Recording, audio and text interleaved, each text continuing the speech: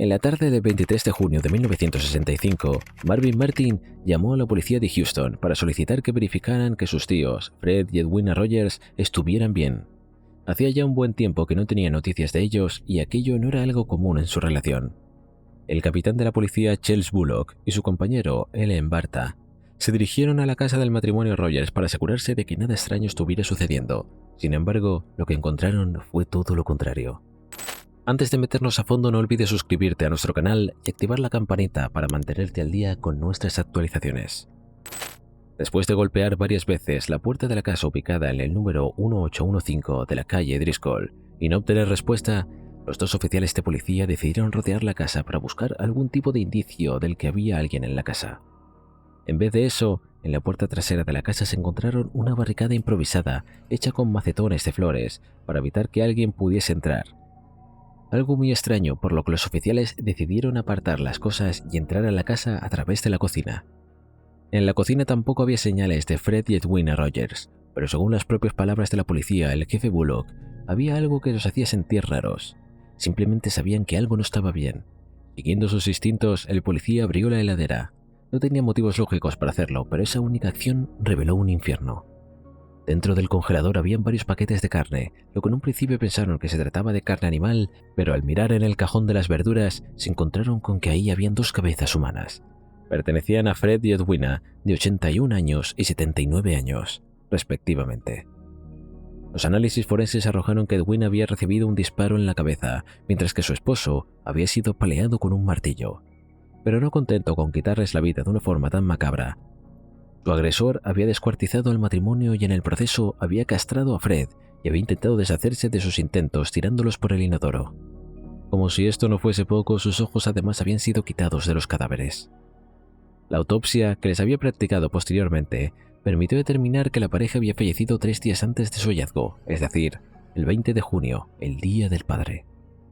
La casa estaba sorprendentemente limpia para ser el lugar donde el matrimonio había perdido la vida, por lo que parecía claro que el responsable había limpiado la escena meticulosamente. El único lugar donde la policía fue capaz de encontrar alguna gota de sangre fue en el baño, por lo que supusieron que allí había sido donde se habían desmembrado los cuerpos. Desde un principio, a la policía le llamó la atención que la otra persona que vivía en la casa no fuese encontrada, Charles Rogers, hijo de la pareja, que a sus 42 años todavía vivía con ellos. La policía encontró rastros de sangre en la cerradura de la puerta que correspondía a la habitación de Charles. Cuando encontraron la habitación en una sierra con rastros de sangre que parecía ser la herramienta que había utilizado para desmembrar a la pareja de ancianos. Naturalmente, Charles se convirtió en el principal sospechoso de los homicidios. ¿Pero quién era Charles y dónde estaba? Charles Rogers no era un hombre común y corriente. En su juventud había sido soldado y había servido como piloto en la Segunda Guerra Mundial. Al volver a casa del conflicto, Charles había ido a la universidad, donde se había graduado con un título en física nuclear, gracias al cual había trabajado aproximadamente una década para la conocida compañía de petróleo Shell, hasta extremadamente renunciar en 1957. Pese a que parecía ser un hombre relativamente exitoso, Charles tenía un comportamiento muy extraño. Salía de casa antes de que amaneciera y volvía cuando había caído el sol. Ni sus padres sabían qué hacía durante esas horas. Aunque vivía con sus padres, apenas los veía, y lo que es todavía más raro, ni siquiera hablaba con ellos, comunicándose únicamente con notas que pasaba por debajo de las puertas. Su presencia pasaba tan desapercibida que cuando la policía comenzó a interrogar a los vecinos de los Rogers sobre el paradero de Charles, se encontraron que muchos de ellos ni siquiera sabían que el hombre vivía con sus padres. Algunas fuentes afirman que la relación entre Charles y sus padres estaba lejos de ser buena. Pese a que vivían juntos, libros como el de los forenses Hugh y Martha Gardner aseguran que Fred y Edwina manipularon durante toda su vida a Charles, ejerciendo una especie de violencia económica sobre él. Sacaban préstamos a su nombre, le robaban sus ahorros y en general hacían de su vida un infierno, lo que era para entender a la policía que le daba un motivo a Charles para acabar con la vida de sus padres. Con la evidencia encontrada en su habitación y conociendo un poco más de la historia familiar, la policía inició un enorme operativo de búsqueda para encontrar a Charles Rogers. Pero el hombre parecía haberse esfumado de la tierra. No había ningún rastro suyo, simplemente había desaparecido. Sin haber encontrado ningún tipo de evidencia de que Charles hubiera seguido con vida, en 1975 las autoridades norteamericanas lo declararon oficialmente como fallecido, pero tampoco había evidencia concluyente como para que su cadáver fuera a declarar tal cosa. Aunque desde el principio del caso se consideró que Charles era quien había acabado con la vida de sus padres, la falta de respuestas concisas sobre lo que había sucedido o el paradero del sospechoso hizo que este caso se volviera uno de los más populares en el estado de Texas, y varias personas intentaron resolverlo durante los siguientes años. En 1992, este caso volvió a ser el centro de atención pública cuando John R. Craig publicó el libro sobre los homicidios. En ese trabajo, el autor propuso una teoría bastante bizarra. Según su investigación, Charles era un agente secreto de la CIA que había estado involucrado en el homicidio del presidente John F. Kennedy el 22 de septiembre de 1963, 2 años antes de que acabara con la vida de sus padres. Según John R. Craig, Charles había decidido terminar con sus vidas cuando Fred y Edwina leyeron su diario, descubriendo cuál era realmente el trabajo de su hijo y que había formado parte del homicidio del presidente. Esta teoría tuvo muchos adeptos en su momento, aunque fuera bastante sensacionalista, explicaba por qué la policía había sido incapaz de encontrar algún rastro del sospechoso.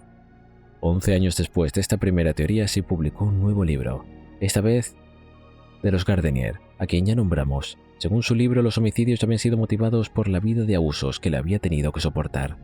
Para los Gardenier, la mayoría de los abusos habían sido perpetrados por Fred, y había sido por esa razón que su homicidio había sido mucho más violento que el de Edwina. Además, los autores del libro afirmaron que su investigación los había llevado hasta México, a donde Charles había huido sin ser detectado gracias a los contactos que había hecho durante los 10 años que estuvo trabajando en la petrolera Shell. Prácticamente nadie duda al día de hoy de que Charles haya sido el responsable de la muerte de sus padres, pero aún así, este caso resulta sumamente injusto y curioso, ya que oficialmente sigue sin resolverse.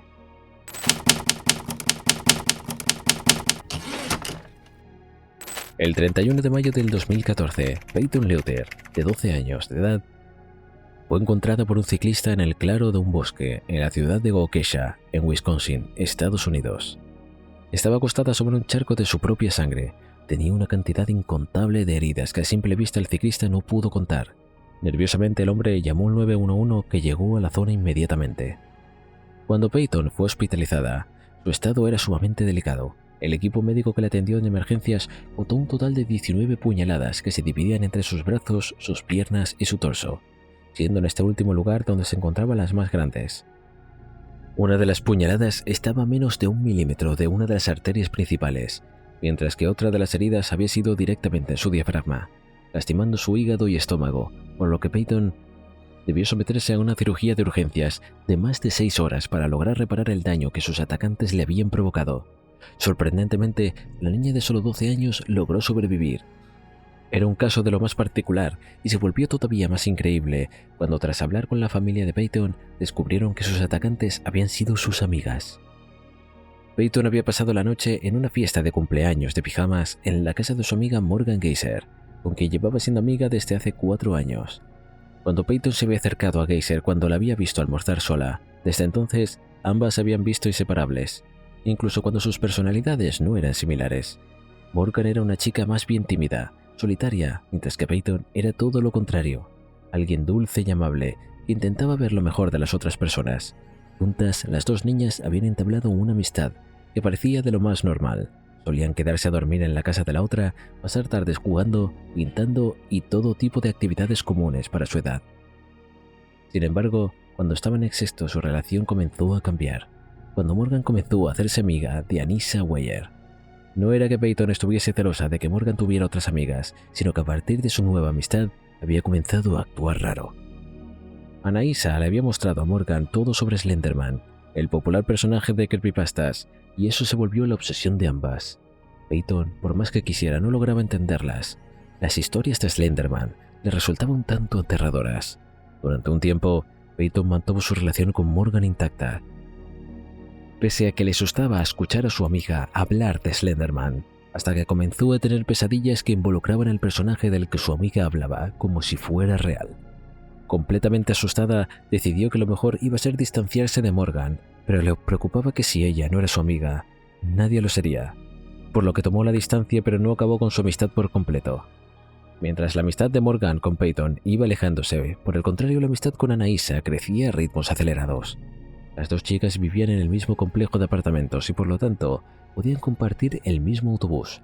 Tanto para ir como para volver de la escuela, pasaban todo el tiempo juntas y algunas veces se les unía a Peyton. Anaïsa y Peyton nunca habían tenido una buena relación. En palabras de la víctima, Weyer la maltrataba casi constantemente. Era como si estuviera celosa de la relación con Peyton y Morgan que tenían, incluso cuando no estaban en el mejor momento de su amistad.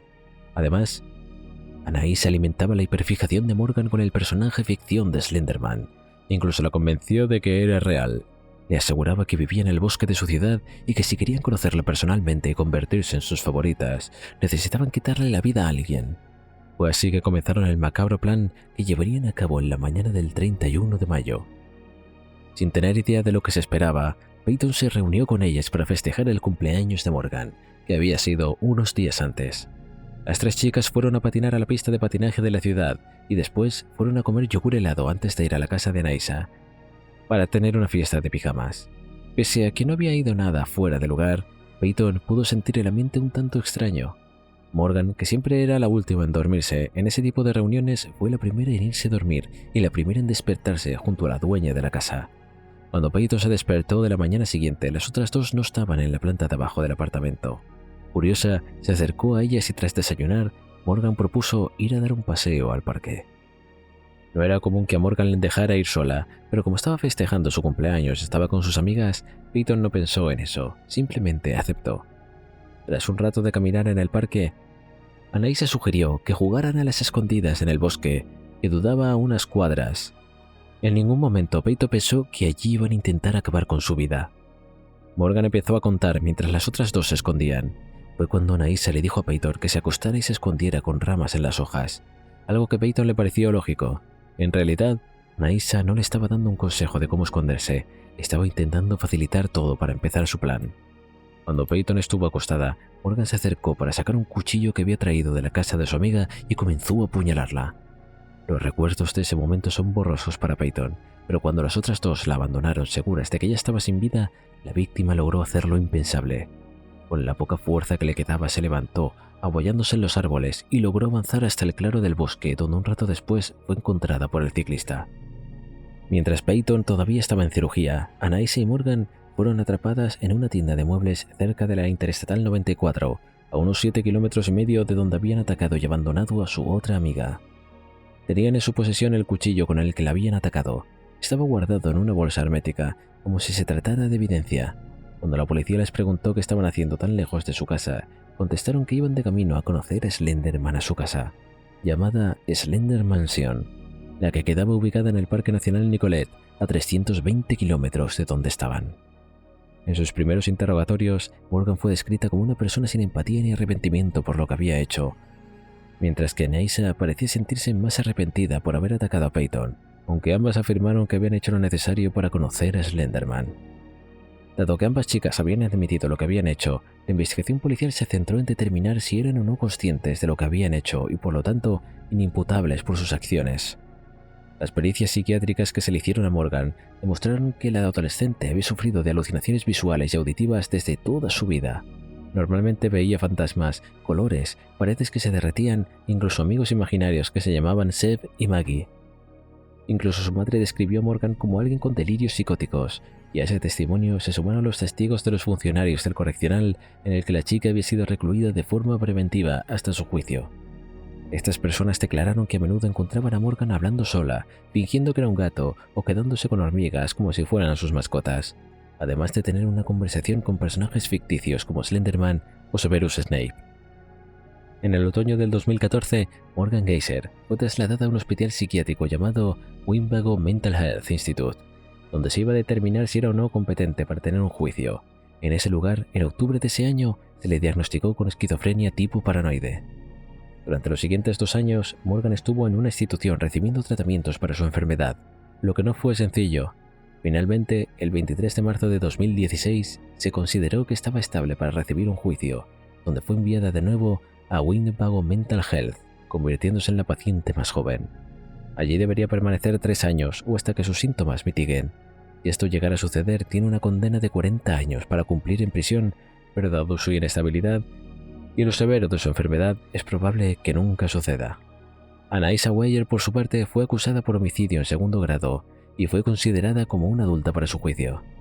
En el 2017 se declaró culpable por los cargos que se le acusaba, por lo que la sentenció a 21 años en prisión, de los cuales por lo menos 3 deben ser en una institución mental, de la cual debe recibir tratamiento psiquiátrico.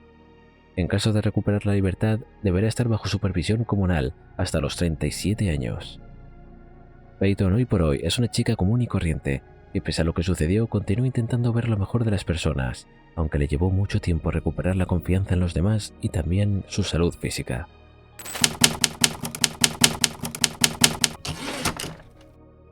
El 13 de julio de 1966 era una noche tormentosa en pleno verano, cuando Richard Speck decidió adentrarse al vecindario Jeffrey Manor de Chicago para satisfacer sus deseos más oscuros. En el número 2319, entre la avenida Loella y Crandon, se topó con una residencia de estudiantes de enfermería en la que empezó una sangrienta masacre.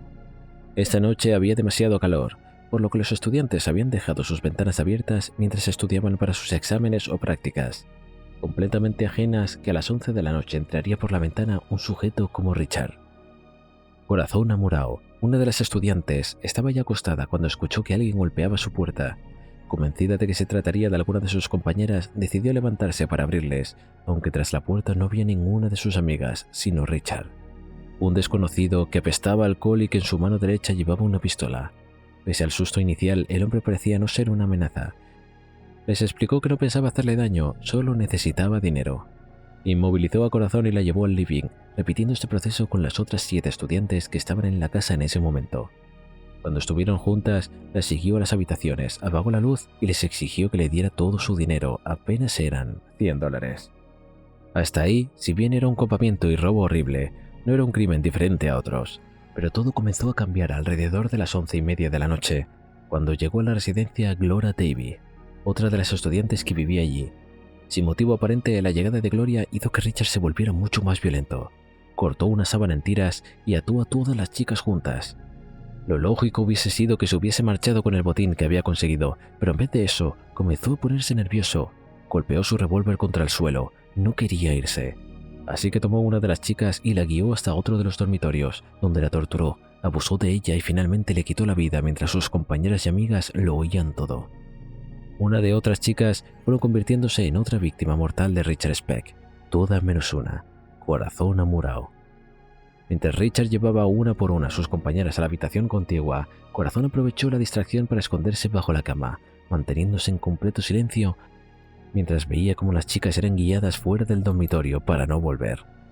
Cuando Richard creyó que había acabado con todas las estudiantes, se fue de la residencia como si nunca hubiese estado allí, olvidándose por completo de Corazón, que completamente asustada se mantuvo en su escondite hasta el amanecer a las 6 de la mañana, cuando corrió hasta la ventana más cercana para comenzar a gritar: «Están todas sin vida. Mis amigas están todas sin vida. Por Dios, soy la única viva». Corazón continuó gritando hasta que la policía llegó a la escena.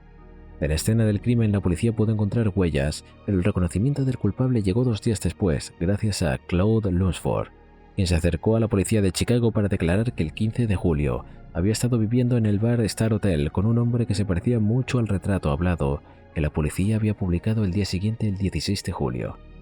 Pese a que había llamado a varias ocasiones a la policía, esa misma madrugada habían recibido una llamada de interés del Cook County Hospital, del Dr. Leroy Smith. Había reconocido en urgencias al sujeto del retrato. En ese mismo retrato se había publicado que el hombre tenía un tatuaje, Born to Rise Hell, el mismo que había visto el sujeto, que esperaba por atención médica en la urgencia. Tras ser detenido, se le hicieron decenas de pericias psiquiátricas con el objetivo de determinar si era o no competente para ser juzgado. Todos los psiquiatras y psicólogos que trataron a Richard coincidieron en que el hombre de 53 años era completamente competente para ser juzgado.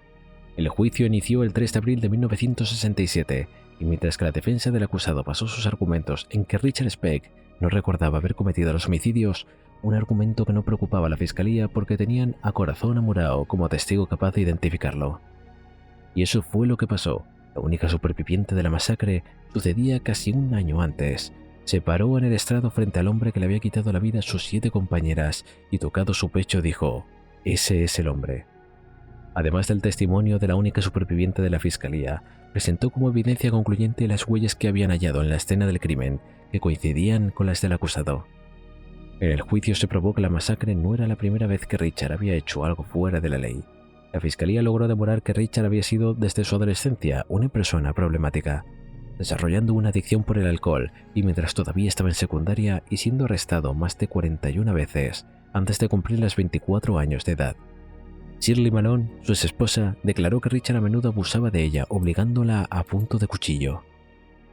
En 1965, Richard ya no estaba satisfecho con solo abusar de su esposa, por lo que atacó a una mujer en el estacionamiento de su edificio, amenazando a la víctima con un cuchillo.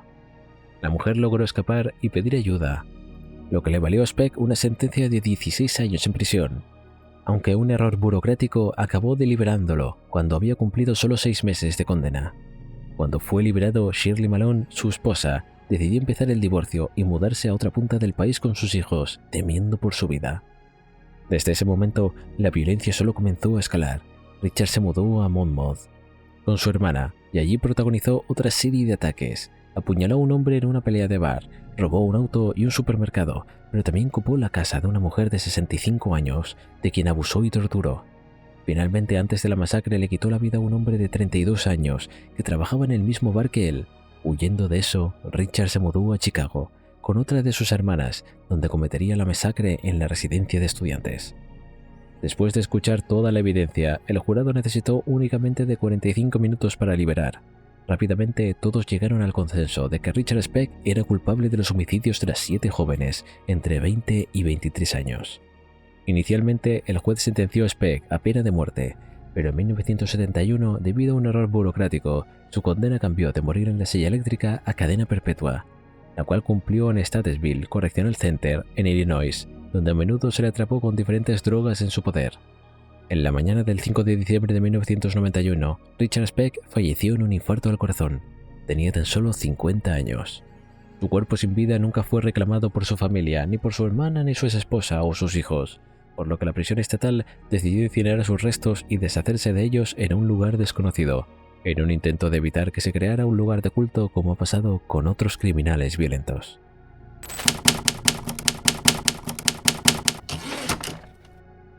En el San Valentín de 2007, Stephen Grant llamó a la oficina del sheriff en Macomb, Michigan, para reportar que su esposa, Tyra Lynn Grant, llevaba desaparecida 5 días. Según él, aquella no era la primera vez que su esposa se debía viajar por asuntos de trabajo, de manera imprevista, dejando a él junto a sus hijos. Declaró además que el 9 de febrero había escuchado a Tyra hablar por teléfono diciéndole a alguien que lo encontraría en la entrada de autos de la casa. Para el momento de los hechos, el matrimonio tenía 2 hijos, una niña de 7 y un varón de 3, de los que cuidaba Stephen con la ayuda de la au pair alemana Verena Dirkes, de 19 años, mientras trabajaba en una ferretería. Tyra, por su parte, quien se había graduado como licenciada en negocios, trabajaba para una empresa mucho más grande, lo que la transformaba en la persona que recibía más ingresos de la casa. Según Stephen, en la tarde del 9 de febrero, vio cómo su esposa salía de casa para subirse a un auto oscuro.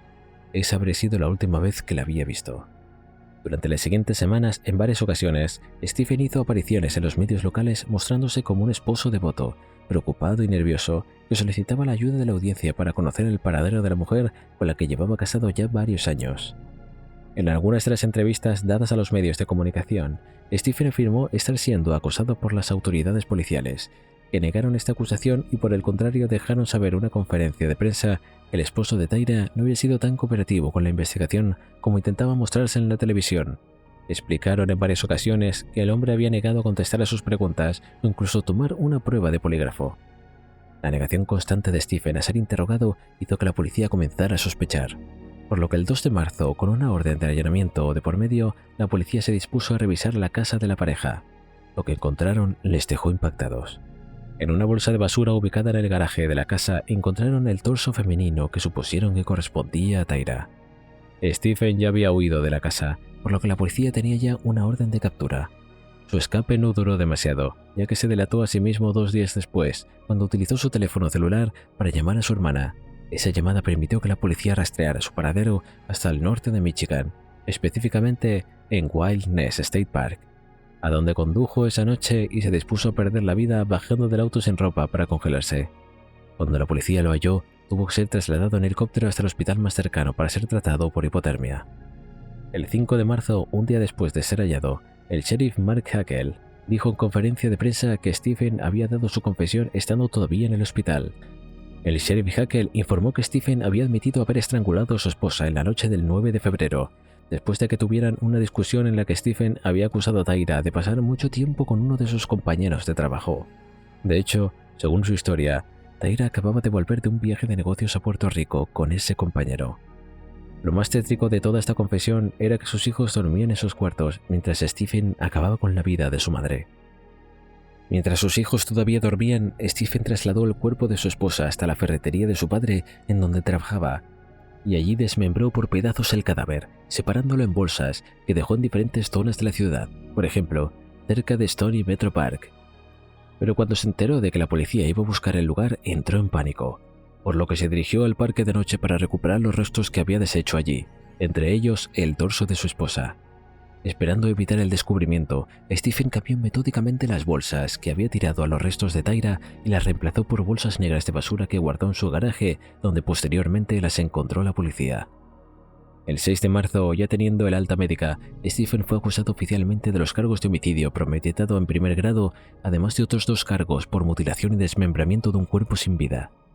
Una semana después, la Fiscalía de Macomb publicó parte de la confesión escrita a mano de Stephen, en la que no solo se daba detalles de la discusión que se había dado entre él y su esposa en la noche del 9 de febrero, sino que también afirmó estar teniendo un amorío con la au pair o niñera de intercambio alemana de 19 años que vivía con ellos. El juicio contra Stephen Grant se celebró poco después de que ocurrieran los hechos. Empezó ese mismo año, en diciembre. El 21 de ese mes, el jurado lo encontró culpable de los cargos que se le acusaban. 2 meses después, el 21 de febrero de 2008, se le sentenció un mínimo de 50 años y un máximo de 80 años en prisión.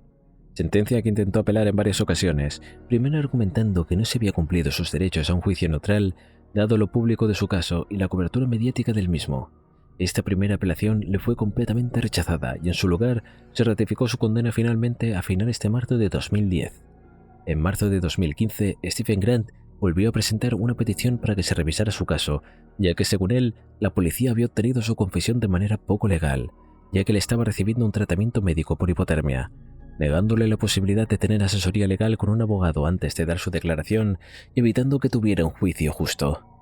Esta apelación también fue negada por la justicia y hoy por hoy Stephen Grant sigue cumpliendo condena en Bellamy Creek Correctional Facility.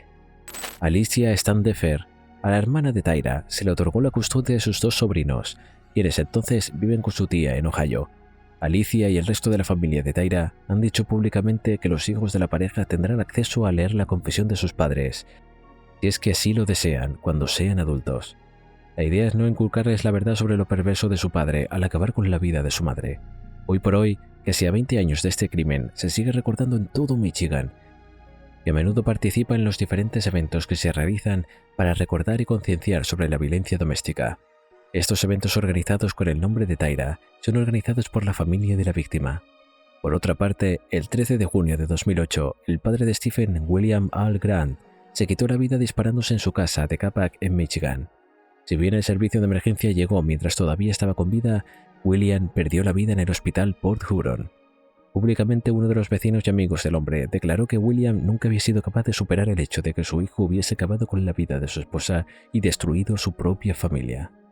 Desde que Stephen fue condenado, se han publicado por lo menos 2 libros de este caso, además de haber sido protagonista de varios documentales sobre el caso. ¿Cuál de los 4 casos te pareció más injusto? ¿Cuál crees que hubiese sido una condena justa? ¿Conoces algún otro que añadirías a la lista? Si llegaste hasta aquí, no puedes perderte el vídeo en pantalla. Nos vemos allí.